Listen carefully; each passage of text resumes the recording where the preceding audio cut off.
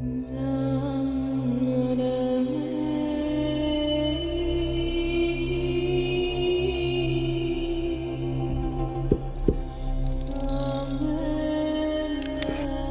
Stati Uniti, Unione Sovietica e Regno Unito, anche la Francia decise di entrare nel ristretto club delle potenze nucleari. Charles de Gaulle, convinto che la grandeur francese passasse anche dalla bomba atomica, diede impulso al programma nel pieno della Guerra Fredda. Tra il 1960 e il 1996 la Francia effettuò 210 test nucleari.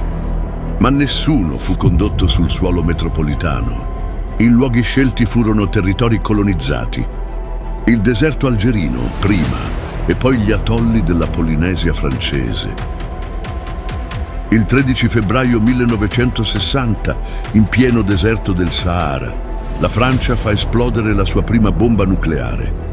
Gerboise Bleu, una testata da 70 kilotoni, oltre 3 volte più potente di Hiroshima.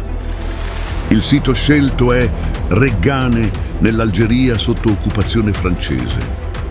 In quella zona vivevano nomadi, lavoratori locali e militari francesi. Ma nessuno venne avvertito dei rischi reali. La detonazione sollevò una nube radioattiva visibile per centinaia di chilometri. Il fallout raggiunse Nigeria, Ghana, Sudan e addirittura l'Italia meridionale, secondo studi successivi. Nei prossimi mesi la Francia condusse 3 ulteriori test atmosferici a Reggane. Con la guerra d'indipendenza algerina in corso, Parigi decise di spostare i test più a sud.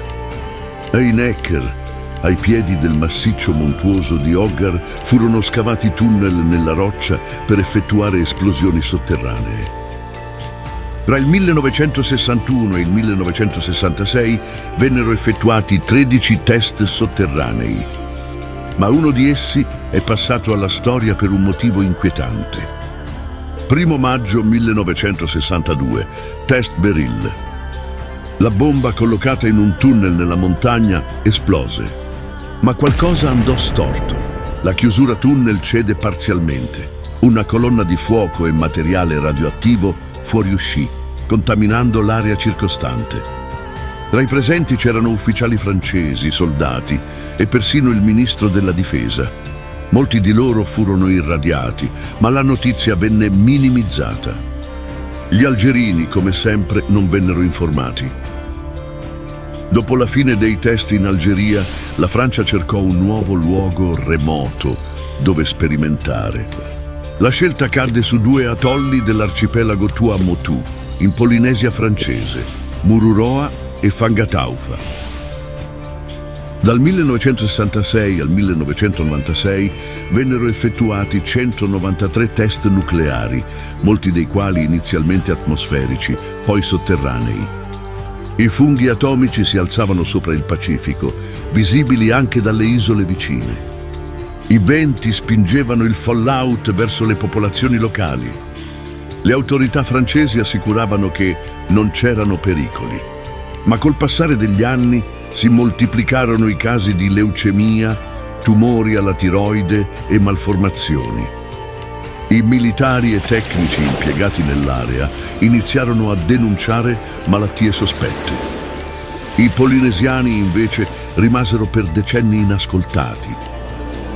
Il 17 luglio 1974 a Fangataufa la Francia detona la sua bomba più potente, 2,6 megatoni, 200 volte Hiroshima.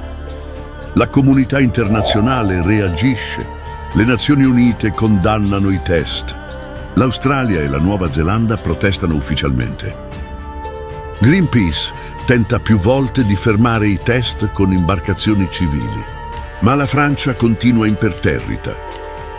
Nel 1995, con Jacques Chirac da poco eletto presidente, la Francia annuncia una nuova serie di test nucleari sotterranei a Mururoa. La notizia scatena proteste globali, manifestazioni, boicottaggi, petizioni. Alla fine, nel gennaio 1996, Parigi annuncia la cessazione definitiva dei test nucleari. Ma per la popolazione locale, Le conseguenze erano già incise nella pelle. Oggi, né l'Algeria né la Polinesia hanno ricevuto risarcimenti adeguati. Le zone dei test restano parzialmente classificate come militari. Alcuni atolli mostrano ancora fessure nel fondale marino e i testimoni diretti sono sempre più rari. La Francia ha costruito la sua deterrenza atomica, ma il prezzo è stato pagato da altri. Nel prossimo episodio di Mappe Oscure, l'impero che esplose e i test nucleari britannici in Australia e nel Pacifico. Iscriviti al canale e attiva la campanella per continuare questo viaggio nei luoghi più oscuri della storia. Grazie!